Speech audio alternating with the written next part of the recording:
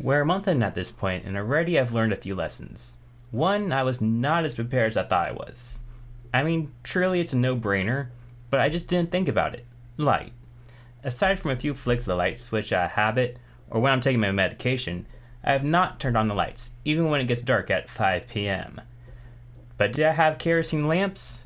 I had one with a short wick that I was able to use for like 2 nights because I didn't have extra wicks nor oil for that matter. I also had a candelabra, a candle carrier, a hanging candle holder, and a handful of tapers. So I immediately opened up the Sears catalog to send in an order for some lamps, wicks, lamp oil, and shorter taper candles. The households in the 1900s would have had a big washtub to do all their laundry in and bathing in. This I did not have, so I had to improvise for the first few weeks. Nowadays it's pretty hard to find one of these tubs. At least I couldn't find one at a decent size for a decent price. So I settled for this thing marketed as a ice bath for sports recovery. But it was big, deep, and collapsible, so I went with it. I also got an indoor laundry rack and a manual clothing washer, as my mop handle only really worked for smaller loads. Funnily enough, the design for these things hasn't really changed in the last century or so. I was also going to look for a wringer because hand wringing takes forever and isn't very effective. But even the cheapest one I could find was still $120 before taxes and after a coupon. So I decided to hand wring my clothes. 2 things that I use up a lot of: candles and lard. Candles don't last nearly as long as I expected.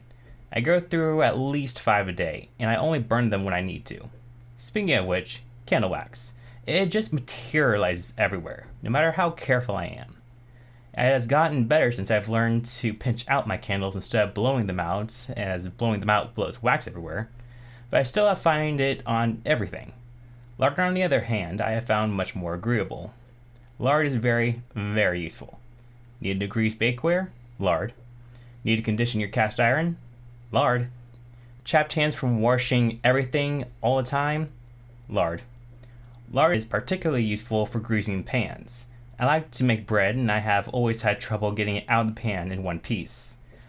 I would give it a layer of Pam, a layer of flour, and loosen up with a butter knife, and still a little would be left in the pan. Get a nice wad of lard in there, spread it around, the loaves practically fall out. Let's talk about cleaning. I need to sweep almost every day now, mainly because of candle wax. Instead of paper towels, I've been using real towels, which provide a better, easier clean, but also more laundry. You learn to be a lot more careful about the kitchen and use up as much of a single towel as possible before throwing it in the hamper. I also find that I have to plan out stuff more and be more intentional with my actions. It takes a while for my dishwater to heat up, and I can't properly clean off all this lard with cold water. So I set the dishwater to heat up before we sit down to dinner. Before, I used to do the dishes after every meal, but if I were to do that now, I would have to fetch water, heat it up, and throw it out after washing 3 times a day. Now I just save all the dishes for the end of the day. I also do the dishes with dish gloves on now, and my hands have thanked me heartily for it.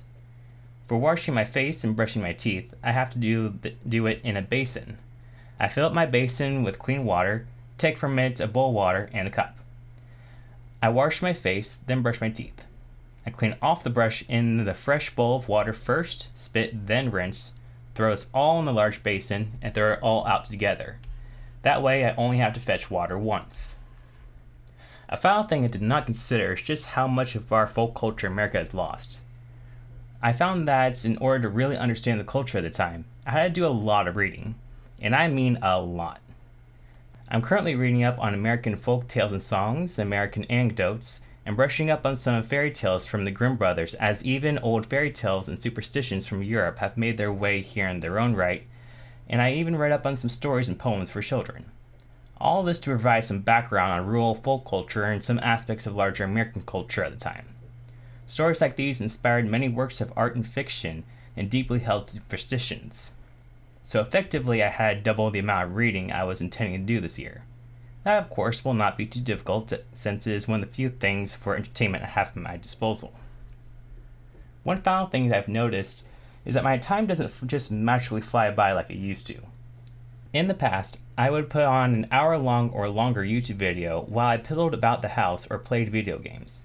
It would seem like nothing. I'd just search for the next one, sometimes listening to short stories, history facts, or commentary for the entire day.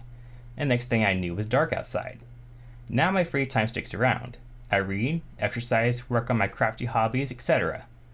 However, now chores have also started to drag by too, and not just because they take exponentially longer. I used to enjoy them very much because I could pop in the earbud and space out. Now, not so much. I still enjoy the work that goes into maintaining a house, but not as much as I used to. I think, overall, this is a good change for me.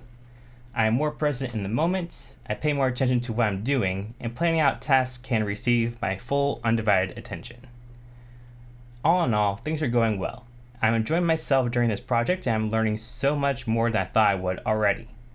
My plan is to work out the kinks in the project this decade and to cover as much information about daily life as possible. I predict that by the 1910s, my daily routine and upload schedule will be more refined, and I will have more time to go into events, pop culture, and updates in technology.